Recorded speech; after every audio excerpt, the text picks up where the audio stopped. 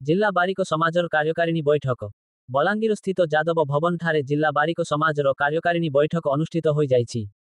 जिला सभापति कंगालू बारिकों सभापतित्व अनुष्ठित बैठक में मुख्यतः वार्षिक आय व्यय प्रस्ताव पर समाजर संविधान और सांगठनिक कार्यकलाप उपरे विस्तृत आलोचना कराजिबा सह प्रत्येक 3 मासरे थरे ब्लॉक सब डिविजन और जिला स्तर में बैठक करने को निष्पत्ति निया जाइथिला।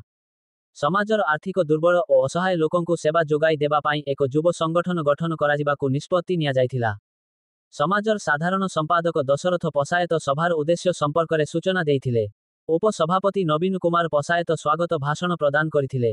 जिला कोषाध्यक्ष नंद किशोर बारिक आय व्ययर विवरणी प्रदान करिथिले।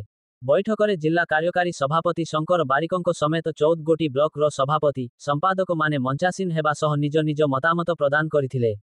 शेषरे उपसभापति अध्यापक दिलीप कुमार पसायत धन्यवाद अर्पण करिथिले।